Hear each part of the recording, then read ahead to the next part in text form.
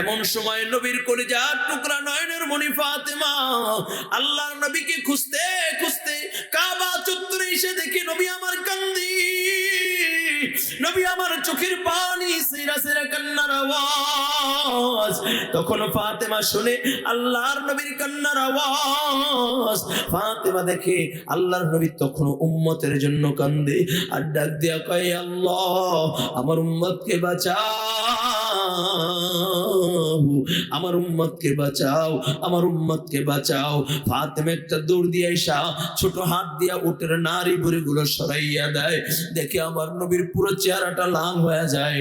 নবী আমার কান্না করে ছোট হাত দিয়ে নবীর চোখের পানি মুছে দেয় আর ডাক দিয়া বলে, আব্বা জান, ওরা আপনাকে কেন আঘাত করে, কেন মারধর করে? ও বাবা, ওরা আপনাকে কেন আঘাত করে, কেন মারধর করে? আপনি বলেছেন কুলু লা ইলাহা ইল্লাল্লাহ, কুলু লা ইলাহা ইল্লাল্লাহ তুফলিহুন। এই জন্যই করে আপনাকে মারধর করে, এই জন্যই করে আপনাকে গালিগালাজ করে। ও বাবা, তারে শুনে নেন, এই জন্য যদি ওরা আপনাকে মারধর করে, তাহলে আমি আপনার কন্যা হইয়া, আমি আপনার মেয়ে হইয়া দুইটা হাত আসমানের দিকে তুলিয়া দিলাম। এখন ফাতেমা দোয়া করে, আল্লাহ যারা আমার বাবাকে আঘাত করেছে, যারা আমার বাবাকে কষ্ট দিয়েছে, তুমি তাদেরকে ধ্বংস করে দাও। ও কলেজের যুবক, ভালো করে বুঝো, ও নবীর দরদওয়ালা উম্মত, একটু ধীরের কানটা লাগায় দাও। নবী আমার সাথে সাথে ফাতেমার হাতটা নামাইয়া হাতের ভিতরে চুমু দিয়া ডাক দিয়া কয়, মা ওরা বুঝে নাই, ওরা বুঝে নাই, ওরা বুঝে নাই। এরে মা, ওরা যদি ধ্বংস হয়ে যায়, কার কাছে আমি দ্বীনের দাওয়াত দিব? এরে মা, ওরা বুঝে নাই, না বুঝে আঘাত করেছে। তুই যখন বদদুয়া করলি, আল্লাহ ওদেরকে ধ্বংস করে দাও, আমি তোর বাবা যদি আমিন বলে ফেলতাম, আল্লাহ ওদেরকে ধ্বংস করে দিত, ওদেরকে হালাক করে দিত। এরে মা, ওদেরকে যদি আল্লাহ ধ্বংস করে দেয়, আমি কার কাছে যাব? দ্বীনের দাওয়াত নিয়ে কার কাছে যাইব? ও কলেজের যুবক, আমার নবী তোমার জন্য কত দরদ, কত দরদ। ওই আল্লাহর নবী, মক্কার জীবন বড় কষ্টের জীবন। নবীর ওই সময় মক্কায় একজন আপনজন ছিল, নবীর প্রথম বিবি আম্মা জান খাদিজাতুল কুবরা রাদিয়াল্লাহু তাআলা আনহা। আমার নবীকে এত ভালোবাসতেন, আমার নবীর জন্য এত মুহাব্বত, আমার নবীর জন্য এত প্রেম। নবী যখন 3টা বছর গারে হেরার ভিতরে ছিলেন, ধ্যান করতেছিলেন, আম্মা জান আমার নবীর জন্য ওই 1.5 কিলোমিটার লম্বা পাহাড়টা খারাপভাবে বাইয়া আমার নবীর জন্য খাবার দিয়ে আসতেন। আল্লাহ তাআলা খাদিজার উপরে এত খুশি, আল্লাহ তাআলা ডাক দিয়া কয়, হাবিব, আমি আল্লাহ তাআলার পক্ষ থেকে খাদিজার উপরে সালাম। যেহেতু তাফসীরুল কোরআন মাহফিল, যতটুকু সম্ভব চেষ্টা করবেন ইনশাআল্লাহ কোরআনুল কারীমের উপরেই আলোচনা করার। যে আয়াতে কারিমা তেলাওয়াত করেছি, খুবই গুরুত্বপূর্ণ একটি আয়াত তেলাওয়াত করেছি, যে আয়াত সম্পর্কে আল্লামা ইবনে কাসির রাহমাতুল্লাহি আলাইহি বলেন, আল্লাহ পাক রব্বুল আলামিন যদি 6665টা আয়াত যদি নাজিল না করতেন, শুধু এই একটি আয়াত যদি নাজিল করত, তাহলেই মুহাম্মাদি মিশন বাস্তবায়ন করার জন্য যথেষ্ট ছিল। জোরে বলুন সুবহানাল্লাহ। এমনই একটি দামি আয়াত তেলাওয়াত করেছি, আপনারা শুনেছেন, বহু কাফের কোরআনুল কারীমের তেলাওয়াত শুনে মুসলমান হয়েছে।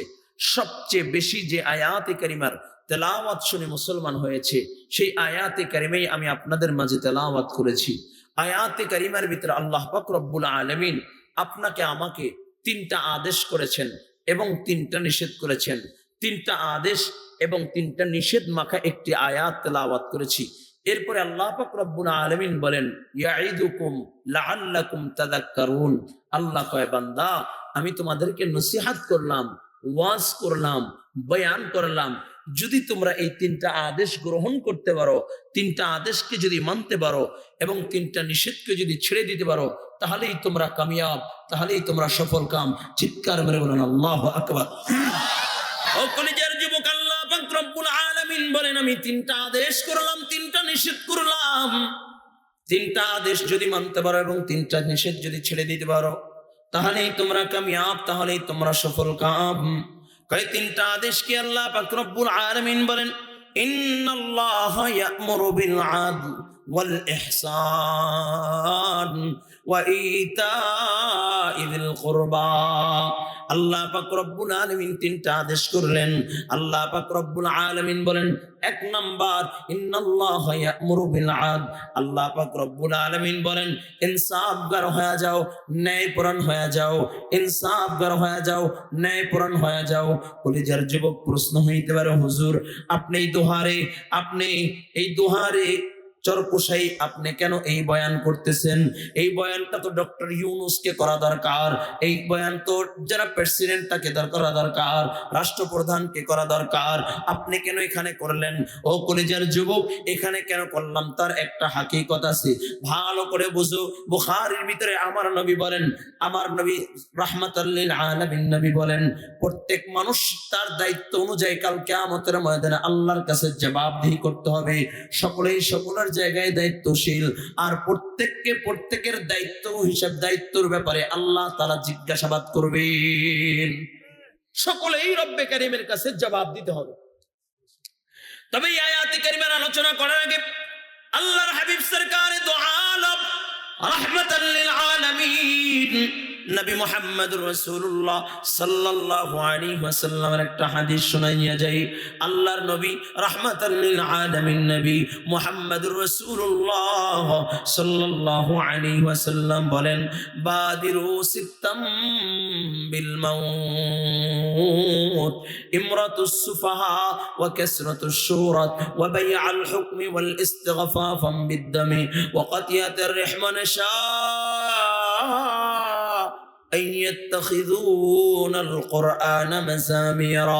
আল্লাহর হাবিব সাল্লাল্লাহু আলাইহি ওয়াসাল্লাম বলেন, জমিনের উপরের অংশটা ততক্ষণ পর্যন্ত তোমার জন্য নিরাপদ যতক্ষণ না পর্যন্ত এই ছয়টা জিনিস জমিনের উপরে না দেখবা।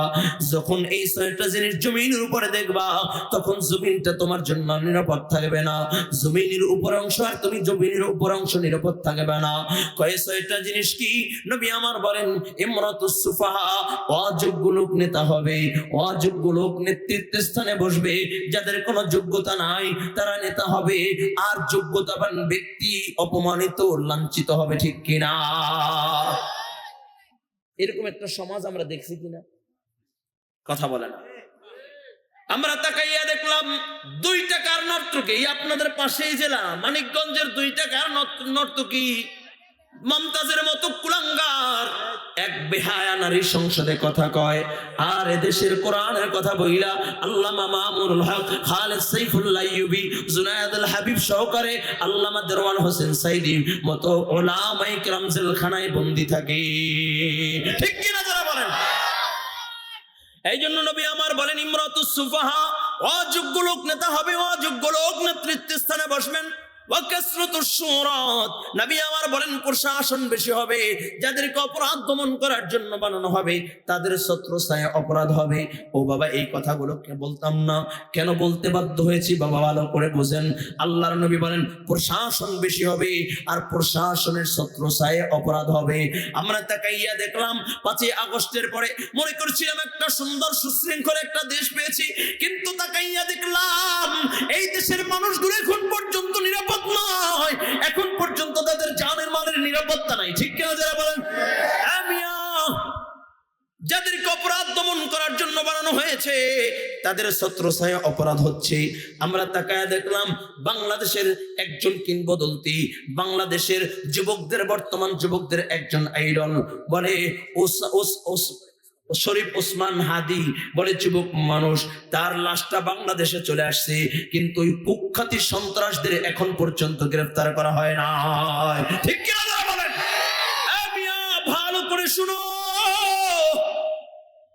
যারা প্রকাশ্যে দিবালোকে মানুষের সামনে ওসমান হাদিকে গুলি করেছে, প্রশাসনের ছত্রছায়া যতটুকু পর্যন্ত এ পর্যন্ত নিউজ পেয়েছি, প্রশাসনের ছত্রছায়ায় বাংলাদেশ থেকে কইরা বর্ডার পার হয়ে ইন্ডিয়ায় চলে গেছে, ঠিক কিনা যারা বলেন?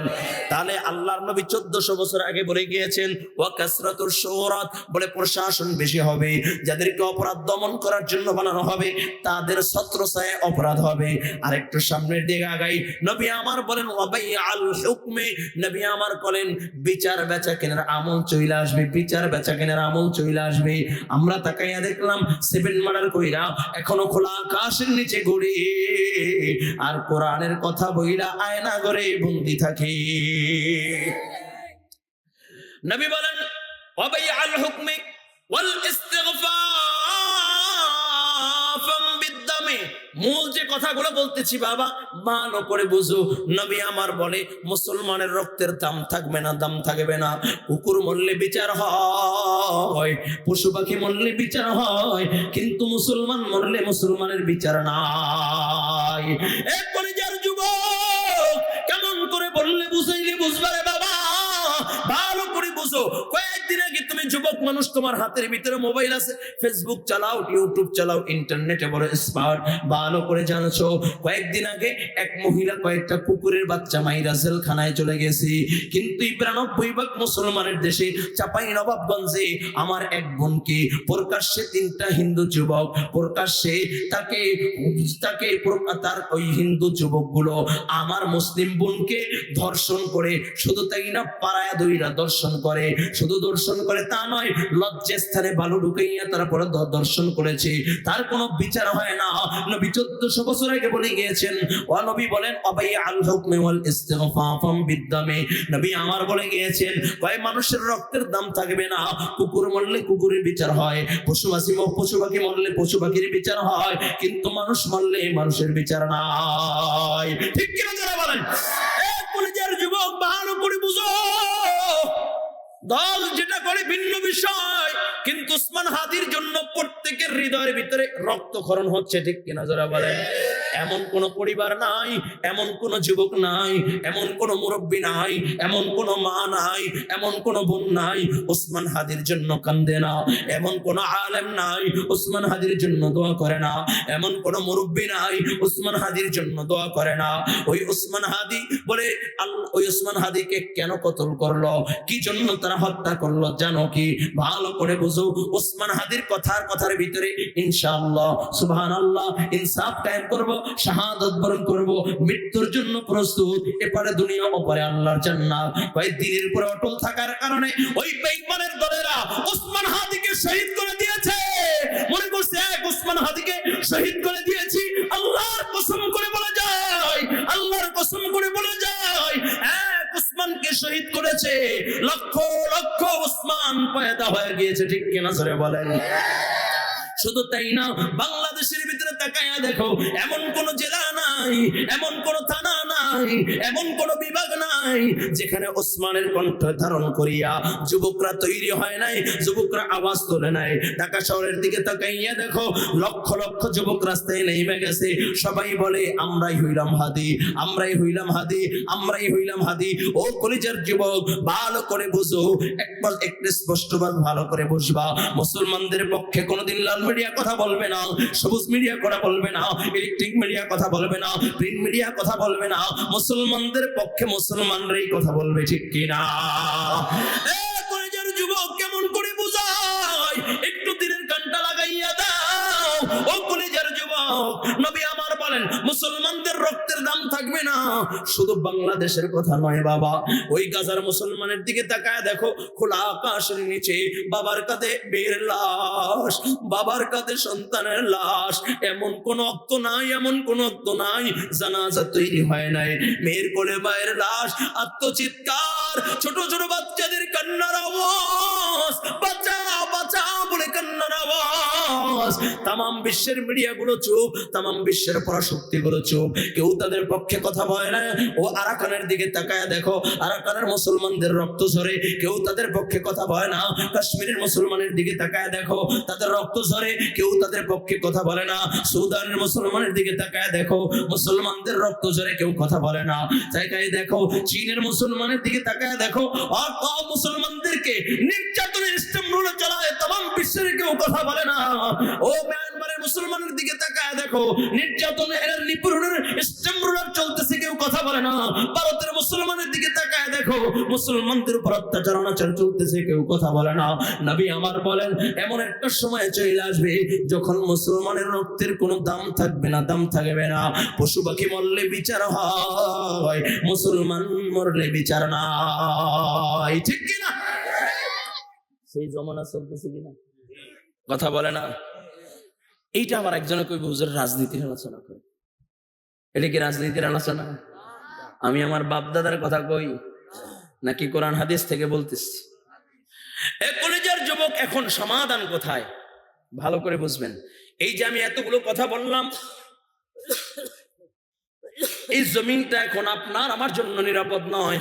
তবে এই জমিনকে সুন্দর করতে গেলে কি দরকার? আল্লাহ পাক রব্বুল আলামিন আয়াতে কারিমার ভিতরে সেই কথাই বলছেন, ইন্নাল্লাহা ইয়া'মুরু বিল আদল। আল্লাহ তাআলা বলেন ইনসাফগার হয়ে যাও। এই সমাজকে যদি সুন্দর করতে হয়, এই সমাজকে যদি সুন্দর করে সাজাইতে হয়, এই সমাজের ভিতরে ইনসাফ প্রতিষ্ঠা করতে হয়, এই সমাজের প্রত্যেকটা মানুষের ন্যায্য অধিকার যদি বুঝাইয়া দিতে হয়, তাহলে একজন ইনসাফগার বাদশা দরকার। ঠিক কিনা যারা বলেন? আরে ইনসাফগার বাদশা কোথায় পাইবা? মানুষ রচিত ধর্ম দিয়া, মানুষ রচিত তন্ত্রমন্ত্র দিয়া, লেনিন কালমাসের আদর্শ দিয়া জীবনে কোনোদিন ইনসাফ প্রতিষ্ঠা করা যায় না। এ মিয়া, ভালো করে বুঝো, বাবার স্বপ্ন বাস্তবায়নে কোনোদিন ইনসাফ হবে না, স্বামীর স্বপ্ন বাস্তবায়নে কোনোদিন ইনসাফ হবে না, লেনিন কালমাসের আদর্শ বাস্তবায়ন করলে কোনোদিন ইনসাফ হবে না। ইনসাফ যদি প্রতিষ্ঠা করতে চাও, আল্লাহর কোরআনের বিকল্প কোনো রাস্তা নাই। ঠিক কিনা যারা বলো?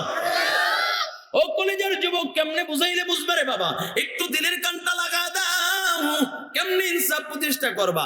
আর ইনসাফ প্রতিষ্ঠা করলে কেমন দাম? আল্লাহর নবী সাল্লাল্লাহু আলাইহি ওয়াসাল্লাম বলেন, কাল কিয়ামতের ময়দানে আল্লাহ পাক রব্বুল আলামিন 7 শ্রেণীর মানুষদেরকে আরশে আজিমের নিচে ছায়া দান করবেন। তার ভিতরে এক নম্বরে যার নাম এসেছে আল ইমামুল আদিল। নবী বলেন, ইনসাফগার বাদশা, ন্যায়পরায়ণ বাদশাদেরকে আল্লাহ তাআলা আরশে আজিমের নিচে ছায়া দান করবেন। তাহলে ইনসাফ কেমনে প্রতিষ্ঠা করব? প্রশ্ন হয় কিনা, কেমনে ইনসাফ প্রতিষ্ঠা করব? রাসূল আকরাম সাল্লাল্লাহু আলাইহি ওয়াসাল্লাম দেখায় দিয়ে গেছেন কেমনে ইনসাফ প্রতিষ্ঠা করবা। আমার নবী রাহমাতাল লিল আলামিন নবী মুহাম্মদুর রাসূলুল্লাহ, সকলে পড়ি আরো জোরে, সাল্লাল্লাহু আলাইহি ওয়াসাল্লাম। গুনাহ হবে তে আঙ্গুলটা জাগান, তো এভাবে হাতটা জাগান, কর গুনেন 10 বার। সাল্লাল্লাহু আলাইহি ওয়াসাল্লাম, সাল্লাল্লাহু আলাইহি ওয়াসাল্লাম, সাল্লাল্লাহু আলাইহি ওয়াসাল্লাম, সাল্লাল্লাহু আলাইহি ওয়াসাল্লাম, সাল্লাল্লাহু আলাইহি ওয়াসাল্লাম, সাল্লাল্লাহু আলাইহি ওয়াসাল্লাম, সাল্লাল্লাহু আলাইহি ওয়াসাল্লাম, সাল্লাল্লাহু আলাইহি ওয়াসাল্লাম, সাল্লাল্লাহু আলাইহি ওয়াসাল্লাম, সাল্লাল্লাহু আলাইহি ওয়াসাল্লাম। এই যে 10 বার পড়লেন, গুনাহ হয়েছে? একবার যেই ব্যক্তি দুরূদ পড়ে আল্লাহ তাআলা 10টা রহমত বর্ষণ করেন। একবার যেই ব্যক্তি দুরূদ পড়ে আল্লাহ 10টা গুনাহ মাফ করে দেন। একবার যেই ব্যক্তি দুরূদ পড়ে আল্লাহ 10টা 10 বার মর্তবা, 10 বার মাকাম আল্লাহ বাড়ায় দেন। সুবহানাল্লাহ। আমিয়া দুরূদের কত ফজিলত জানেননি? সংক্ষিপ্ত 2-1 মিনিট বলে যাই। আল্লাহ পাক রব্বুল আলামিন বলেন, ইন্নাল্লাহা ওয়া মালাইকাতাহু ইউসাল্লুনা আলান নবী ইয়া আইয়ুহাল্লাযীনা আমানু সাল্লু আলাইহি ওয়া সাল্লিমু তাসলিমা। সাল্লাল্লাহু, আমি জানতাম এটা টান দিবেন, কারণ আমরা তো এই আয়াতটারে বানাই নিছি টানের আয়াত। জুমার দিন ইমাম সাহেব নামাজ পড়াইয়া যদি কয় ইন্নাল্লাহা ওয়া মালাইকাতাহু ইউসাল্লুনা আলান নবী, একজন আরেকজন কয় দোস্ত মিষ্টি আছে, জিলাপি আছে, যাইস না, মিলাদের বড় জিলাপি আছে, ঠিক না? কথা কয় না। এই মুসলমানের বাচ্চা যদি এই আয়াতের হাকিকত জানতো, মুসলমানের বাচ্চা যদি এই আয়াতের হাকিকত জানতো, দিন রাত 24 ঘন্টা আমার নবীর উপরে দুরূদ পড়তো। ঠিক কিনা যারা বলেন? এ কলেজের যুবক, এই আয়াতে কারিমে আল্লাহ পাক রব্বুল আলামিন কি বলে জানোনি? আল্লাহ কয় এই ইমানদারগণ তোমরা আমার বন্ধুর উপরে দরুদ পড়ো। আল্লাহ কয় ফেরেশতারাও আমার নবীর উপরে দরুদ পড়ে, আমার বন্ধুর উপরে দরুদ পড়ে। আল্লাহ তাআলা নামাজ পড়ে না, আল্লাহ যাকাত দেয় না, আল্লাহ রোজা রাখে না, আল্লাহ হজ করে না, আল্লাহ দান সদকা করে না, কিন্তু আল্লাহ এমন একটা আমল আছে যেটা আল্লাহ করে। কয় সে আমলটা কি? কয় ইন্নাল্লাহা ওয়া মালাইকাতাহু ইউসাল্লুনা আলান নবী ইয়া আইয়ুহাল্লাযীনা আমানু সাল্লু আলাইহি ওয়া সাল্লিমু তাসলিমা। আল্লাহ কয় আমি আমার বন্ধুর উপরে দরুদ পড়ি, ফেরেশতারাও আমার বন্ধুর উপরে দরুদ পড়ে। ও ইমানদার তোমরাও আমার বন্ধুর উপরে দরুদ পড়ো, জোরে বলুন সুবহানাল্লাহ। এত দাম। আরেকটা সংক্ষেপ একটা আমল শিখাই দিই, আসছি আবার কবে আসবো, শিখাইবা? শিখাইতাম নি? আচ্ছা কে কে অভাবে আছেন? এমন কেউ আছেন যে হুজুর আমি অভাবে আছি, ঋণগ্রস্ত আছি, পেরেশানিতে আছি, মিথ্যা মামলায় ভুগতেছি, এমন কেউ আছেন? নাই? ওমা শব্দ নেই। আমি ঋণী আছি, আমি ঋণ আছি। আচ্ছা তাহলে আমলটা দেওয়ার দরকার নেই, থাক। আচ্ছা ঋণ মুক্ত হইতে চান এমন কে কে আছেন? অভাব থেকে সম্পদ চান কে কে আছেন? আল্লাহ কবুল করবো না আমি। তাদের জন্য একটা আকর্ষণীয় একটা আমল আছে। এই আমলটা 40 দিন যদি কেউ করে আল্লাহ অভাব দূর করে দিবে, ঋণ মুক্ত করে দিবে, পেরেশানি দূর করে দিবে, মিথ্যা মামলা থাকলে দূর করে দিবে। চিৎকার মেরে বলেন আল্লাহু আকবার। আরো জোরে কোন আমলটা নিতে চান? বলবো বলবো তাহলে বয়ানের শেষে, ঠিক আছে ইনশাআল্লাহ? বয়ানের শেষে না, এখন বললে তার আকর্ষণ থাকবে না। বয়ানের শেষে ইনশাআল্লাহ, ঠিক আছে? তা যেই কথা বলতেছিলাম, আল্লাহর নবীর কাছ থেকে ইনসাফ শিখো। নবী আমার মসজিদে নববীর ভিতরে বসা, এমন সময় আল্লাহর নবী সাল্লাল্লাহু আলাইহি ওয়াসাল্লামের কাছে একটা চুরির বিচার আসছে। কি চুরির বিচার? বলি ইয়া রাসূলুল্লাহ, ইয়া হাবিবাল্লাহ, মদিনার এক মহিলা চুরি করেছে, আপনি তার বিচার করে দেন। নবীর কাছে বিচার আসছে, চুরির বিচার। মহিলা চুরি করছে, রাসূল বিচার করে দেন। নবী আমার চুরির বিচার করতেছে, কুরআনুল কারীম নবী আমার খুইলা ফেলছেন। নবী এখন বিচার করতেছে, সারিকু ওয়াসারিকাতু ফাকতাউ আইদিয়াহুমা। চোর নারী হোক আর পুরুষ হোক তার হাত কেটে দাও। কার আইন? জোরে বলেন কার আইন? আরো জোরে বলেন কার আইন?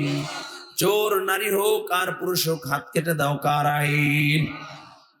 আল্লাহর নবীর কাছে বিচার আসছে।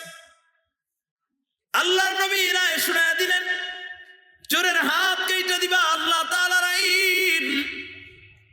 সাহাবায়ে কেরাম এই বিচারের রায় শুনে সাহাবায়ে কেরাম পরামর্শে বসলেন, মশওয়ারায় বসলেন। যেই মহিলা চুরি করছে সে হলো কুরাইশ বংশের মহিলা। কুরাইশ বংশ হলো আমার নবীর বংশ। তার মানে কুরাইশ বংশের মহিলাকে যদি হাত কাটা হয় তাহলে আল্লাহর নবীর বংশকে ছোট করা হলো। কারণ কুরাইশ বংশ নবীর বংশ, নবীর বংশের হাত ছোট করা হয়। এই জন্য সাহাবায়ে কেরাম বৈশা পরামর্শ করলেন, কয়েক কুরাইশ বংশের মহিলার হাত না কাইটা একটা আঙ্গুল কাইটা বিচারকে শিথিল করা হোক। সাহাবায়ে কেরাম পরামর্শ করলেন, তাই এই প্রস্তাবটা আল্লাহর নবীর কাছে পৌঁছানো হোক। কে এই প্রস্তাবটা নিয়ে আল্লাহর নবীর কাছে যাবে? সবাই বলে আবু বকর, তুমি এই প্রস্তাবটা নিয়ে আল্লাহর নবীর কাছে চলে যাও। আবু বকর বলে না না, আমার পক্ষে সম্ভব নয়। বলে আবু বকর, তোমার সাথে নবীর সাথে বড় সম্পর্ক ভালো, যাও যাও এই প্রস্তাবটা নিয়ে আল্লাহর নবীর কাছে চলে যাও। আবু বকর বলে সম্পর্ক ভালো বটে, কিন্তু এই প্রস্তাব নিয়ে আমি আল্লাহর নবীর কাছে যেতে পারবো না।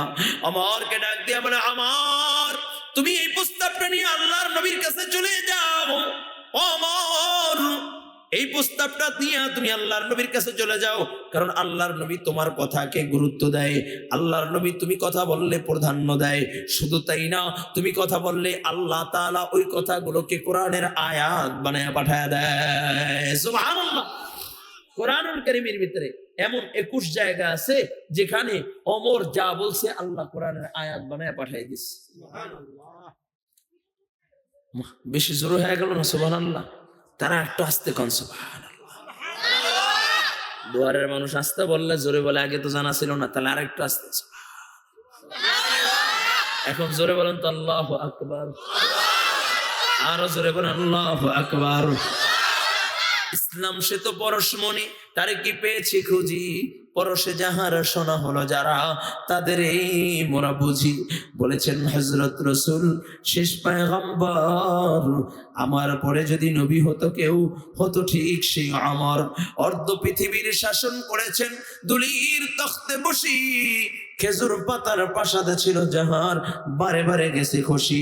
শুধু আঙ্গুল হিলনে শাসন করিতেন এ জগতের, মুহাম্মাদের চরণে রেখেছিলেন সে শামসের। চিল্লা কর আল্লাহু আকবার। তোমরে ফারুককে ডাক দিয়া বলে, আমার যাও যাও, এই প্রস্তাবটা নিয়ে তুমি আল্লাহর নবীর কাছে চলে যাও। ওমর ডাক দিয়া বলে, এই প্রস্তাবটা নিয়ে আমি আল্লাহর নবীর কাছে যাইতে পারবো না। দিয়া বলে, আমর তোমার সাথে নবীর সাথে বড় সম্পর্ক ভালো, তুমি কথা বললে আল্লাহর নবী কথাকে গুরুত্ব দেয় বেশি। আমার ডাক দিয়া বলে, সম্পর্ক ভালো বটে, কিন্তু এই প্রস্তাব নিয়ে আমি আল্লাহর নবীর কাছে যাইতে পারবো না। তাহলে কে পৌঁছাবে? বলে, আলী তুমি যাও। কয়, না না, আমার পক্ষে সম্ভব না। ওসমানকে ডাক দেয়া বলে, ওসমান তুমি যাও। কয়, না না, আমার পক্ষে সম্ভব না। একজন একজন করে সবাই নিষেধ করে। সবাই মিলে বলে, বিলাল তুমি এই প্রস্তাবটা নিয়ে আল্লাহর নবীর কাছে চলে যাও। তুমি হইলা মসজিদ নববীর মুয়াজ্জিন, আল্লাহর নবী হইল ইমাম। মুয়াজ্জিন আযান দিনে ইমাম হুজরা থেকে বের হয়, আর মুয়াজ্জিন ইকামত দিনে ইমাম আল্লাহু আকবার বলে নামাজে দাঁড়ায় যায়। ইমাম আর মুয়াজ্জিনের ভিতরে সম্পর্ক বড় মধুর হয়। যাও যাও, এই প্রস্তাবটা নিয়ে আল্লাহর নবীর কাছে চলে যাও। বিলাল কয়, মুয়াজ্জিনই ছেড়ে দিলাম, প্রয়োজনে মুয়াজ্জিনই ছেড়ে দিব, এরপরে এই প্রস্তাবটা নিয়ে আমি আল্লাহর নবীর কাছে যাইতে পারবো না। তাহলে কাকে দিয়ে এই প্রস্তাব পাঠানো যায়? সকলেই চিন্তা করে বের করলেন, আমরা কুলমান বুঝমান এই প্রস্তাব নিয়ে যদি আমরা আল্লাহর নবীর কাছে যাই, নবী নারাজ হয়ে যাবে। তাহলে আমরা ছোট নাবালেগ কোন সন্তানদেরকে নিয়ে, নাবালেগ কোন বাচ্চাদের মাধ্যমে প্রস্তাবটা পাঠাই। যদি নবী গ্রহণ করে তো আলহামদুলিল্লাহ, আর যদি গ্রহণ না করে তাহলে নবী ছোট বাচ্চাকে ধমক দিবে না। ছোট বাচ্চা প্রস্তাব দিয়েছে, এটা আল্লাহর নবীর কাছে গ্রহণযোগ্য হলে আলহামদুলিল্লাহ, আর গ্রহণযোগ্য না হইলে ছোট বাচ্চার উপরে নবী রাগ হবে না। তাহলে কাকে দিয়ে এই প্রস্তাব পাঠানো যায়? কয়, নবীর বাল্যক সন্তান যায়েদ, ওই যায়েদের ঘরে আল্লাহ তাআলা একটা সন্তান দিয়েছেন ওসামা। কয়, ওসামাকে দিয়া এই প্রস্তাবটা আল্লাহর নবীর কাছে পাঠানো হোক, কারণ আল্লাহর নবী ওসামাকে বড় ভালোবাসেন, ওসামা আল্লাহর নবীকে বড় ভালোবাসেন। কেনই বা ভালোবাসবেন? আরে বাবা, আল্লাহর নবী যখন মক্কাতুল মুকাররমায় ছিলেন, আমার নবীর সবচেয়ে কষ্টের জীবন ছিল 13 বছর, বড় কষ্টের জীবন। আমার নবীকে শিয়াবে আবু তালেবের ভিতরে 3টা বছর বন্দী করে রেখেছে। আমার নবীর বড় কষ্টের জীবন হলো মক্কার জীবন। এত কষ্টের জীবন, নবীকে গালি দিয়েছে, নবীকে মারধর করেছে, নবীর উপরে আক্রমণ করেছে, নবীকে গালি দিয়েছে, আমার নবীর উপর অত্যাচার করেছে। আমার নবী এত কষ্টে জীবন কাটাইছে, তারপরও দাওয়াত ছাড়া নাই। দ্বীনের দাওয়াত থেকে নবী আমার ফিরে যায় নাই। নবী এরপরও দ্বীনের দাওয়াত দিয়েছেন, দ্বীনের দাওয়াত দিয়েছেন। ও কলেজার যুবক, একটু দ্বীনের কানটা লাগা দাও, অল্প সময়ের ভিতরে কথা বলবো, এরপরে শেষ করে দিব। একটু দ্বীনের কানটা লাগা দাও। আমার নবীর কেমন কষ্টের জীবন ছিল। আল্লাহর নবী রাহমাতুল লিল আলামিন নবী মুহাম্মদুর রাসূলুল্লাহ সাল্লাল্লাহু আলাইহি ওয়াসাল্লাম হাতিমে কাবায় দাঁড়াইয়া নবী আমার নামাজ আদায় করতেছিলেন। আমার নবীর নামাজের দৃশ্য দেখা কাফেররা আমার নবীকে নিয়ে টিটকারি মারে। টিটকারি বুঝেন? ব্যঙ্গ করে, হাসি তামাশা করে। নবী আমার নামাজ আদায় করতেছে, নবী যখন রুকুতে যায় ওরা বড় ব্যঙ্গ করে। আমার নবী যখন সিজদায় যায়, ওই কাফেররা আমার নবীর ঘাড়ের উপরে উটের নাড়িভুড়িগুলো চাপাইয়া দেয়। নবী আমার মাথা জাগাইতে পারেন না, নবীর বড় কষ্ট হয়। আমার নবী মাথা জাগাইতে পারে না, নবীর বড় কষ্ট হয়। নবী মাথা জাগাইতে পারে না, নবী আমার কান্না করে। কাফেররা এই দৃশ্য দেখা হাসি তামাশা করে আর ব্যঙ্গ করে, ও মুহাম্মদ তোমার সহযোগিতার জন্য কেউ আসবে না। আমার নবীকে নিয়ে বিভিন্ন ভাবে ব্যঙ্গ করতেছি। এমন সময় নবীর কলিজার টুকরা নয়নের মণি ফাতেমা আল্লাহর নবীকে খুঁজতে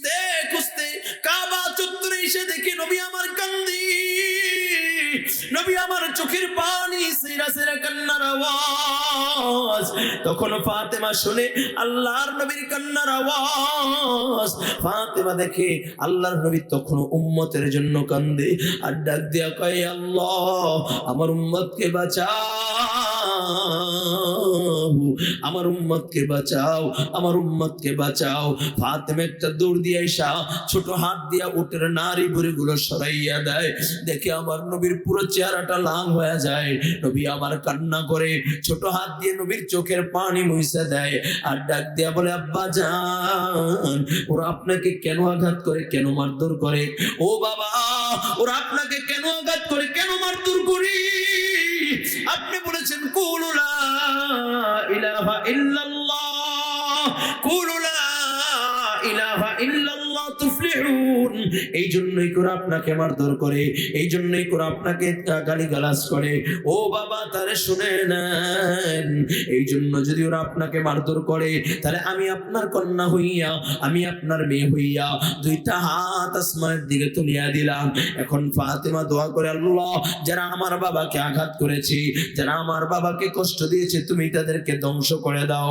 ও কলেজের যুবক, ভালো করে বুঝো, ও নবীর দরদওয়ালা উম্মত, একটু দিলের কানটা লাগায় দাও। নবী আমার সাথে সাথে ফাতেমার হাতটা নামাইয়া হাতের ভিতরে চুমু দিয়া ডাক দিয়া কয়, মা ওরা বুঝে নাই, ওরা বুঝে নাই, ওরা বুঝে নাই। এরে মা, ওরা যদি ধ্বংস হয়ে যায়, কার কাছে আমি দ্বীনের দাওয়াত দিব? এরে মা, ওরা বুঝে নাই, না বুঝে আঘাত করেছে। তুই যখন বদদুয়া করলি, আল্লাহ ওদেরকে ধ্বংস করে দাও, আমি তোর বাবা যদি আমিন বলে ফেলতাম, আল্লাহ ওদেরকে ধ্বংস করে দিত, ওদেরকে হালাক করে দিত। এরে মা, ওদেরকে যদি আল্লাহ ধ্বংস করে দেয়, আমি কার কাছে যাব? দ্বীনের দাওয়াত নিয়ে কার কাছে যাইব? ও কলেজের যুবক, আমার নবী তোমার জন্য কত দরদ, কত দরদ। ওই আল্লাহর নবী, মক্কার জীবন বড় কষ্টের জীবন।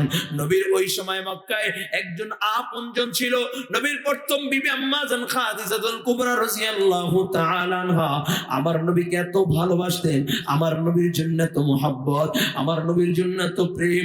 নবী যখন 3টা বছর গারে হেরার ভিতরে ছিলেন, ধ্যান করতেছিলেন, আম্মা জান আমার নবীর জন্য ওই 1.5 কিলোমিটার লম্বা পাহাড়টা খারাপভাবে বাইয়া আমার নবীর জন্য খাবার দিয়ে আসতেন। আল্লাহ তাআলা খাদিজার উপরে এত খুশি, আল্লাহ তাআলা ডাক দিয়া কয়, হাবিব, আমি আল্লাহ তাআলার পক্ষ থেকে খাদিজার উপরে সালাম। নবীর বড় কষ্টের জীবন, মক্কার জীবন বড় কষ্টের জীবন। ওই সময় আম্মা জান খাদিজাতুল কুবরা রাদিয়াল্লাহু তাআলা আনহা তার চাচাতো ভাই ডাক দিয়া কয়, খাদিজা, একটা সময় তুমি ছিলা মক্কার ধনাঢ্যবান ব্যক্তিদের ভিতরে একজন, 10 জন ধনীদের ভিতরে তুমি একজন ছিলা। মুহাম্মাদের সাথে বিবাহ হওয়ার পরে সব সম্পদগুলো আল্লাহর রাহে দান করে দিলা। সুবহানাল্লাহ। এত আস্তে কেন? আর জোরে কোন সুবহানাল্লাহ। কেমন বিবি, কেমন বিবি! ও পর্দারে আমার আম্মা জান, একটু দিলের কানটা লাগা দেন। আজকে স্বামীর অভাব দেখা দিলে স্বামীর উপরে মানসিক টর্চারিং শুরু হয়ে যায়, ঠিক কিনা জোরে বলেন? ও পর্দার আম্মা জান, আজকে যেহেতু আল্লাহ আপনাদেরকে নিয়ে আসছেন, একটু দিলের কানটা লাগায় দেন। আপনারা বড় দামি, আপনারা নবী হন নাই, কিন্তু সমস্ত নবীরাই আপনাদের পেট হইয়া দুনিয়া আসছে, ঠিক কিনা?